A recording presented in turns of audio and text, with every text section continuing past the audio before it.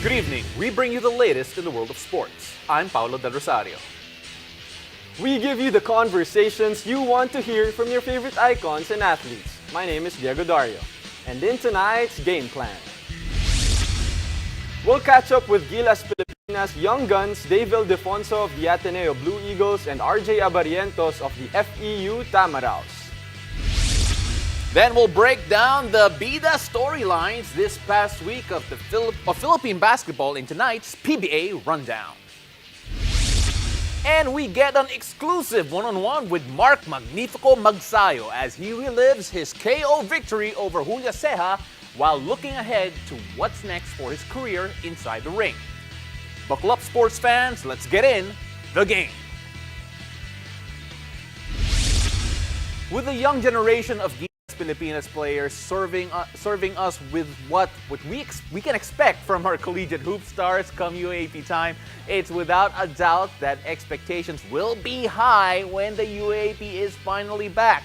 Tonight, two of the much-anticipated rising stars in the UAAP join us here on The Game. Gilas Pilipinas' own Dave Ildefonso of the Ateneo Blue Eagles and RJ Abarrientos of the FEU Tamaraos. Guys, welcome to The Game. Idols, welcome.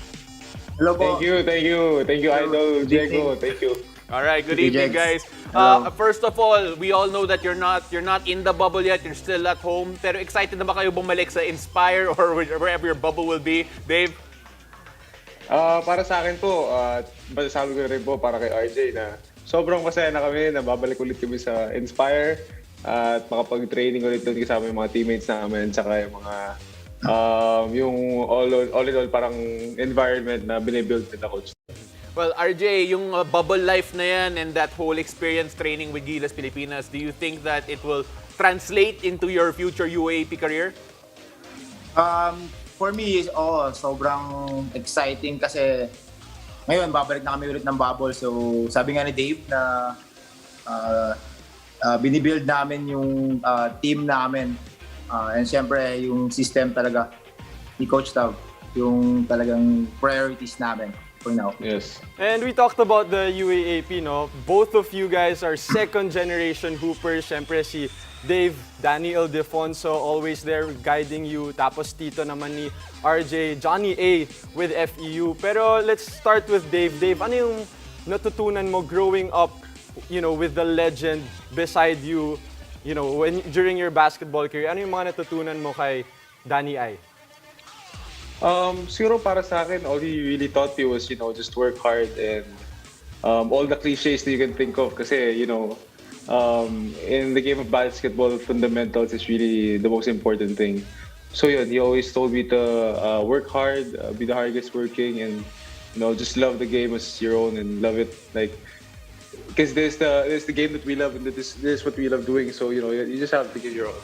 Ikaw naman, RJ, siyempre, Johnny A big name in Philippine basketball. Ano yung mindset mo when it comes to, bringing the name of the Abarrientos, especially in the UAAP in your young career? Sa akin, lagi ko naman sinasabi, nandun lagi yung pressure. Because, siyempre, Johnny A, one of the best. Kumbaga, history sa Philippine basketball. Pero, wala, lagi niya naman sinasabi sa akin na mag-focus lang. Siyempre, lalo na, ako to kumbaga, gawin mo yung part mo, lalo na nasa Gilas. Ako, yun lang yung mga advice niya sa akin na gawin ko yung part ko, gawin ko yung nararapat, lalo na yung mga sinasabi ng mga coaches. Alam mo, Jegs, alam ko yan yung pagiging second generation. Ayan, second siyempre, generation si Pao. commentator ako pero Dave, actually, I wanna bring up a point there that if you're a second generation something, the person before you is probably your biggest critic and probably your toughest coach. Agree ka ba dyan? Yeah. Well, para sa akin, that's true. All in all, other than myself, who is the hardest critic for me, yung dad ko talaga yung, always on my ass, trying to get me to lift more weights, shoot more shots, try to get better even more. Kahit na ayaw mo na, alam mo yun, parang pinipilit ka pa rin kasi alam mo naman yung mga dad natin, they're just supportive and no matter whatever method they use, they're just trying to get you better to be successful in life. RJ, kapag kino-coach ka ni Johnny A, how are the sessions like? Lagi niyang sinasabi sa akin na na wag ako mawala sa rhythm. Kumbaga, mas lalo na ngayong pandemic. Gusto niya na nasa condition pa rin ako. Ginagawa ko pa rin yung part ko. Kaya sinabi ni Dave na, kumbaga si Tito kasi na rin yung nagtumayong dad ko ever since eh. So, talagang tutok talaga sila sa amin. Lalo na sa akin si Tito. Halos everyday, nag-uusap kami everyday, nagme-message sa akin kung ano yung mga ginagawa ko, nagtatanong siya. And yun, sobra talagang pressure nung second generation talaga, sinabi nyo nga. Oh, so yun, sobrang excited naman kami. Oh, pare, grabe talaga yung pressure maging second generation. Ayan. Pero for Dave, just a quick one, ano yung mga ginagawa mo ngayon sa early in your career to, try to reach the level of basketball and level of, mga accomplishments nila Coach Danny? Ano yung mga ginagawa mo ngayon early in your career to get to that level? Well, for me, I have a great circle of trust, and I have a lot of great trainers, especially in my nutrition. Si Coach Tim Ting of Tim Nutrition, he gets me to eat right and try to set my goals for myself physically, and my on-court and conditioning coach, si Coach Pat ng Better Basketball. Pareho kayo ng trainer. Yes. Tsaka si Coach Luis de Mesa of the Mesa Performance. Yun. Sila yung, always getting me ready for each game, each window, and whatever I need to do with my body, they can always help me out. So, as of the moment, at least sa senior level, hindi pa naglalaban yung mga Ildefonso at Abarrientos. And we might have the chance to see you very soon go up against each other. And I just want to ask, match-up na ba kayo dati sa juniors levels? And what happened there? Do you remember anything from it, RJ? Alam ko nag-match up na kami ni Dave nung season 79. Alam ko, tama ba Dave? Nung Final Four. Opo. Oo. Well, Di mo na matanda kasi nakachamba lang kami sa inyo eh. sino ba talaga yung nanalo? Kanina si Dave, sabi niya kayo eh. Oo, all the way kasi kami nung Final Four. 2 finals. So, nakachamba ba siya, Dave? Di chamba yun. Meron silang secret weapon eh. Si Gabayin eh. Secret weapon ng FU. Okay, ngayon hindi naman kayo players. You're also fans of the UAAP once. That's for sure. Sino naman yung mga idols ninyo na napanood nyo sa UAAP growing up? And bakit nyo sila naging favorite? Si RJ muna. Sa akin talaga, ang nasubaybayan ko si La Kuya R.R. Garcia, Kuya Terrence. Yun yung mga ina-idolize ko talaga nung time na wala pa ako sa FU that time. So yun, sila Kuya R.R., Terrence, Kiefer. Yan, nung prime nila talaga, sobrang sila yung tinitingala ako nung time na yun. And lalo na sila yung mga guards eh. Kumbaga, and si Mike Tolomia pa pala. Just to add, Mike Tolomia. Did they inspire your game? Did they inspire you to mold your game in their way? Yes. Kasi lalo na nakakausap ko rin sila Kuya Mike, sila Kuya Terrence eh. Kumbaga, lagi din sila nag-guide, lagi rin sila nandun. Lalo na nung game against Korea. Nagkausap kami before the game. Yun, advice lang siya. Siyempre, Kuya Terrence eh. Experience ng Gilas, di ba? Kumbaga, ano yung mga sinabi nila sa'yo? Si Kuya Terrence, ang last na sinabi niya sa akin is, kumbaga, Korea. Kumbaga, yun yung tumatak sa, Philippines versus Korea. Kumbaga, yun yung sinasabi nilang, yan lagi yung matchup, rivalry, di ba? Pero sabi ni Terrence talaga na bigay nyo lang yung best nyo, lalo na puro kami bata. Wala naman halos matanda sa amin, walang mga pros. Pero, yun nga, nakuha ko yung advice na kailangan ko that game. Yes. Dave, ikaw naman, is there any player you looked up to? Siguro ako kasi before, nung kalaki yung prime ni tatay, doon ako pinapanganak eh. So, Ang alam ko lang talaga dati is PBA, yun yung basketball sa Pilipinas. Kasi wala akong alam na UAAP, wala akong alam na NCAA. So yung mga teammates ni Tata, yung mga nakikita ko, sila Wesley Gonzalez, sila Joseph Yo, yun, sila Tito Arwin Santos, yun. So nakikita ko sa Facebook minsan kasi yung nagpo-post na minsan yung mga PBA highlights. Nakita yung kay Tito Joseph, yun yung mga napawaw lang talaga ako nung Ninja. Tapos syempre yung mga labanan talaga ng Ateneo Lasal, tapos Lasal FU. Yun yung mga pinapanood ko dati. Yeah. Tito Arwin, yeah. Back in the day na when Lasal and FU were the two teams to beat, and syempre, grabbing history doon. And of course, for everyone excited to see those matchups again, you can catch the UAAP Varsity channel on Signal TV very soon on September 8. We'll be launching. You can catch games from the year 2000 onwards. So Dave, if you do not know much about the UAAP back then you can learn about it watching the Varsity channel. Dave, RJ, thank you very much for joining us. It was a lot of fun. Hopefully we get to talk to you again. Maybe inside the bubble, maybe kapag nasa Korea na kayo. Let's see what happens. Thank you very much. Thank you, guys. Thank you. Thank you so much. Thank you for having us. Thank you. Thank you. After the break, Mikey Williams and Wami Chongson top our Bida storylines in the comeback week of Philippine basketball. Tonight's PBA rundown when the game returns. Keep it here.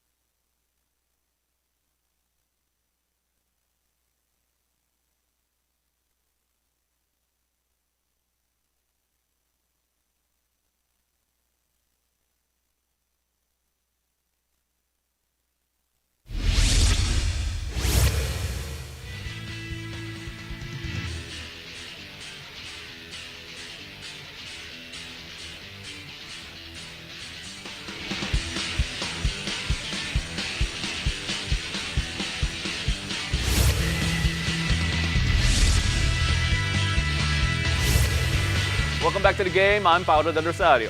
As we are graced with another week of Filipino hoops, it's time for us to break down the Bida storylines in tonight's edition of PBA Rundown.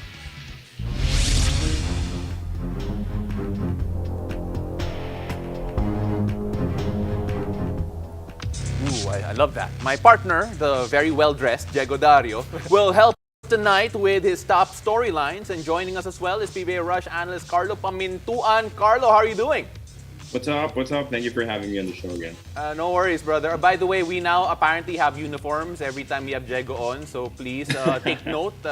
This today, Unplanned uniforms. it's a coat and a blue shirt, but that's how it Let works. me know next time. All right. So, Jegs, let's get started here. Your first storyline. Well, for the first storyline, of course, we can't forget about this team. TNT still undefeated in this All-Filipino conference for the PBA. Mikey Williams stepping up for their team. Jason Castro and RR Pogoy. Of course, you know, the new coach in Chot Reyes, the system allows the players to flourish. Talking about these weapons, Jason Castro with his consistent leadership, RR Pogoy stepping up in this PBA resumption. And the rookie, Mikey Williams, you know, in the first games, he was still not 100% since he was still under quarantine for a while. And now that PBA pause for 1 month probably, you know, got him in rhythm. And now we can see the true potential of this rookie.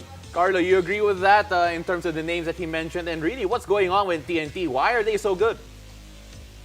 For sure, I agree with everything that Diego said. All of those players that he mentioned, especially Mikey Williams, stepped up in the resumption of the PBA Philippine Cup sa Pampanga. No? But more than anything, the team concept, the defense has been what dictated their success so far. Kasi if you look at it, especially in that matchup against the Magnolia Hotshots Pambansang Manok, you would think that it would be Magnolia with Coach Chito Victorero and all of those defensive-minded players who would, lock down the opposing squad, would lock down the high-scoring TNT Tropang Giga. But it was actually the other way around. It was the defense of TNT that won them that ball game. Of course, there were spurts where their offense really looked good with Kelly Williams making 3-point shots at the buzzer.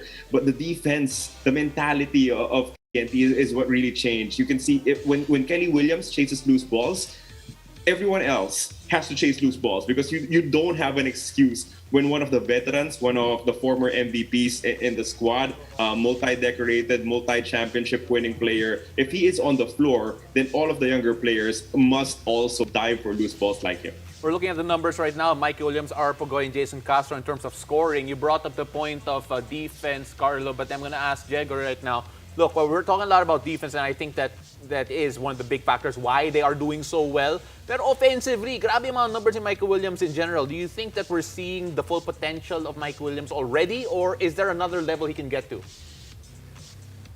Jegs. Well, I think there's still going to be another level that Mikey Williams will get to, of course.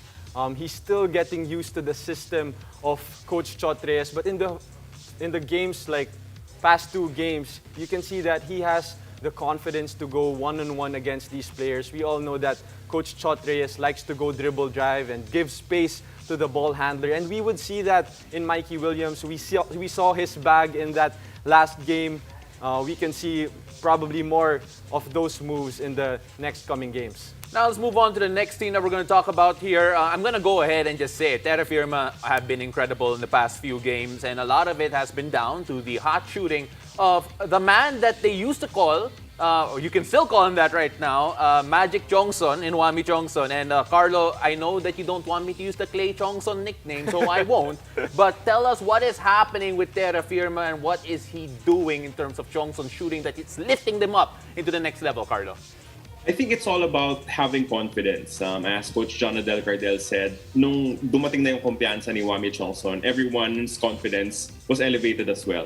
For a team that has been struggling to make it to the playoffs, like the Terrafirma Jeep, it is important to start believing. And when Wami Chongson, when he made a statement in that game in the fourth quarters, specifically against the San Miguel Beermen, dun na naniwala yung buong Terrafirma na, teka, kaya natin to. I mean, even without Roosevelt Adams, even without Joshua Munson, when Wami Chongson caught fire, then they started believing, then they started playing well, and looking out for each other's best interest. Para sa akin, yung panalo nila against Blackwater was just as important as their wins against Ginebra and the San Miguel Beermen, for the simple fact that Wami Chongson did not score 30 points, di ba? Hindi siya umabot dun sa career highs that he was set in back-to-back games, but other players stepped up for him. Zelda played well, Aldrich Ramos, Eric Camson continued to play well, Matt Ganuela's roster has been outstanding in the role na meron siya dito sa Terrafirma ngayon. So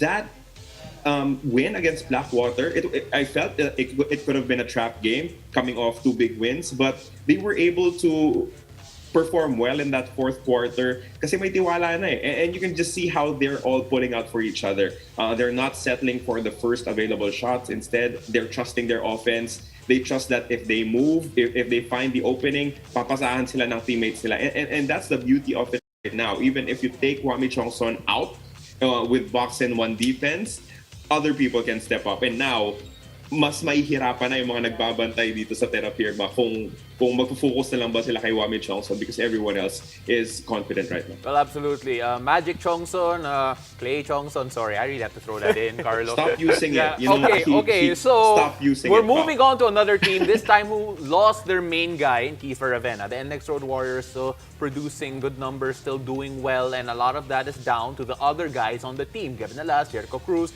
and Diego. When you look at this team, what stands out for you? And you mentioned there's no Kiefer, but it's still no problem for NLEX. They're undefeated in this PBA resumption, 2-0. But a lot of players stepping up in the absence of Kiefer Ravenna. And sinabi nga yun ni Coach Yang Yao that there's no one person that can actually fill in the shoes for Kiefer. So a lot of players stepping up for them. Kevin Alas, Jericho Cruz, JR Kenyan, and in that first game in the PBA resumption, even Kenneth Ighalo stepping up. So that's a welcome sight for the NLEX Road Warriors. Carlo, again, no Kiefer, no problem. That's what's been said over and over again. And do you feel that this is a team just growing in confidence because of the performances of the guys that Diego mentioned? For sure. And the other thing is, if there is a team in the PBA that can overcome the loss of a superstar, I would bet on a Coach Yang Yao coach team because balance yung minuto niya. Even if Kiefer is undoubtedly talented, there will be times that he will not be playing in the best stretches of the game because Coach Yang would want to play Panyamogan or Ighalo for that matter. Binabalanse talaga ni Coach Yang yung rotation niya. So, any player that he pulls out of the bench and inserts into the starting lineup will have some level of confidence because they know that they have a coach that believes in them and that will give them an opportunity to shine. Another thing is that JR Quinahan has been so impressive in their 2 games. No, he is yung calming factor when everything is getting rattled. Pag nagkakaran yung kalaban, you just give it to JR Quinahan. You allow him to create from the mid range. He shoots at a very efficient clip. And then Raul Soyud comes back and performs well. He's coming off an injury. Sabi ni Coach Sheng, he was not yet supposed to come back, but he wanted to test out his ankle to see kung kaya na niya. And he performed well against the Phoenix Super LPG Fuel Master. So I don't think that NLEX ever lost confidence in the sense that they always believed in their system, believed in what Coach Yang Yao wants for their team. Of course, it's not the same when you don't have Kiefer Ravena, but so far, they've been pulling out the stops because people have been stepping up. Absolutely. And again, Carlo, thank you very much for joining us. That was our Be The Storylines. And you know, Carlo, Diego came up with that. I think he's doing well as a PBA Rush analyst. No? Parang okay naman eh. Yung alin? Yung pagiging analyst ni nag-partner Diego. kami ni Carlo. We work together. He certainly works well in the booth, but I think he still wants another shot at the PBA. I think it will come there. I there you appreciate go. that, Carlo, That's and what thank I you like. so much for That's what I like, the Carlo. time. But after the break, Mark Magnifico Magsayo takes us back inside the ring to relive the night of his epic 10th round knockout win over Julio Ceja. Stay tuned, you're watching the game.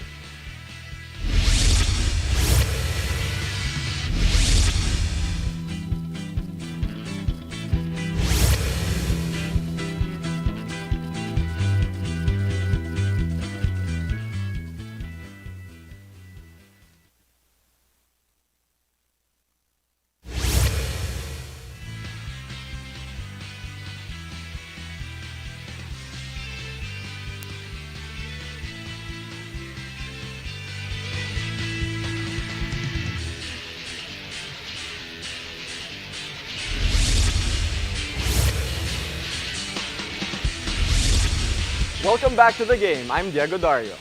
For many Pinoy boxers who grew up idolizing Manny Pacquiao, it's a dream to fight in one of his undercards. For WBO International Featherweight Champion Mark Magnifico Magsayo, that dream turned to reality and so much more after his KO victory against Mexican Julio Ceja in the recent Pacquiao-Ugos card. Our correspondent Carlo Pamintuan caught up with the rising superstar from Bohol who relived his epic battle in this latest edition of Inside the Game.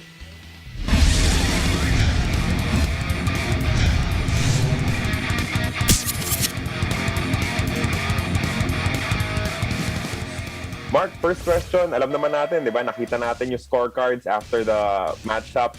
You were down dun sa laban na yon.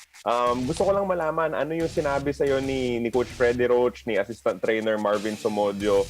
Sinabi ba nila talaga sa'yo na kailangan mong dumiin, kailangan mong maghanap ng suntok that would send Ceja down in the 10th round, kaya ka parang agresibo na nagsimula nung 9 and 10th round?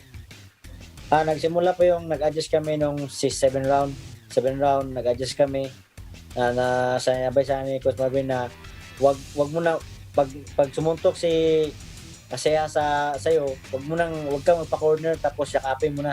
Kasi pag nasa corner ka, tuloy-tuloy yung suntok niya. Kaya binago yung laro namin nung 8 rounds to 10 rounds.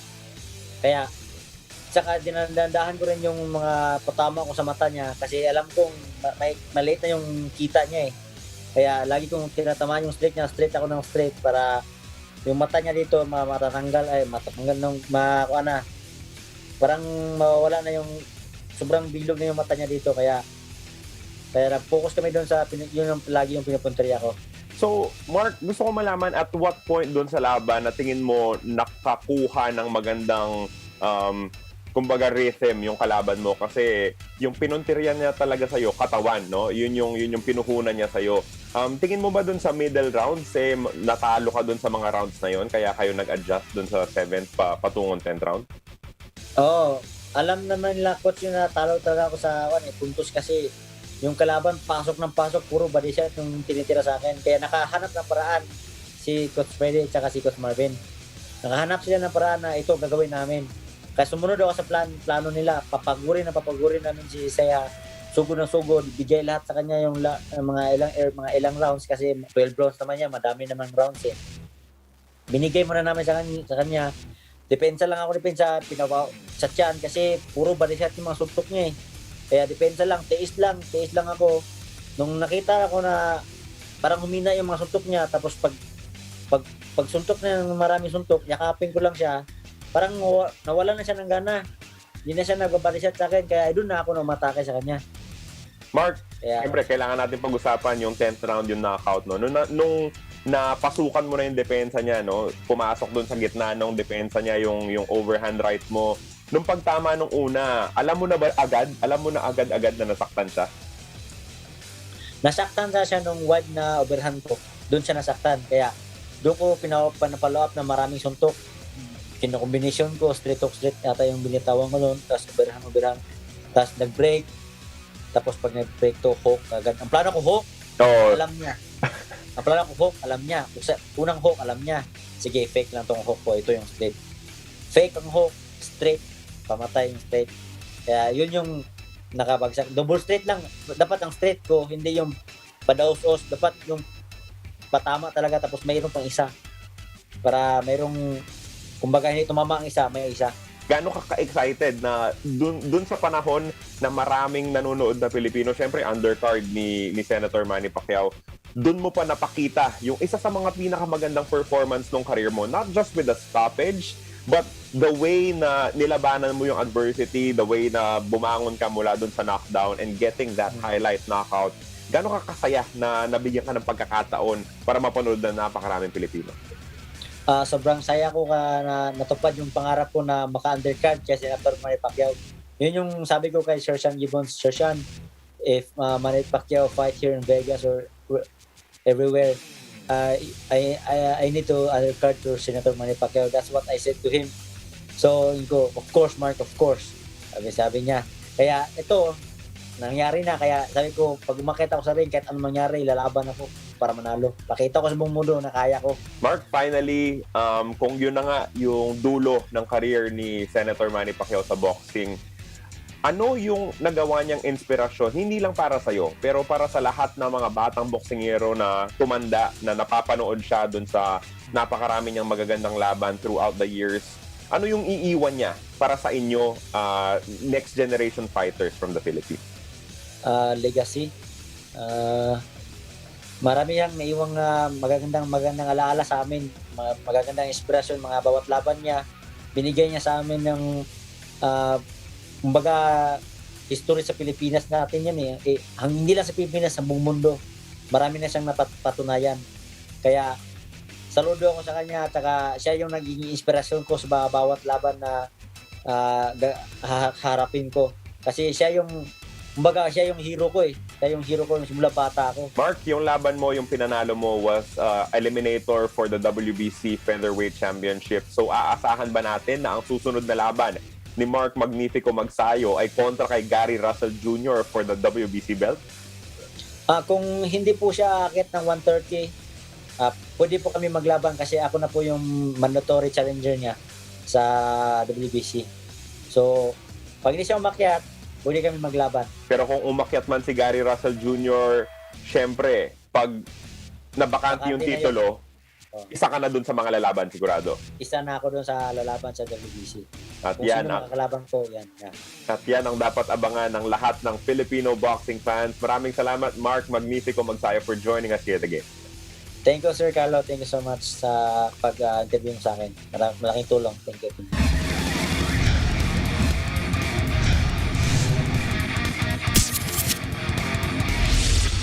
That was Mark Magnifico Magsayo with our correspondent Carlo Pamentuan for Inside the Game. And that's it for us. Thank you for joining. I'm Diego Dario.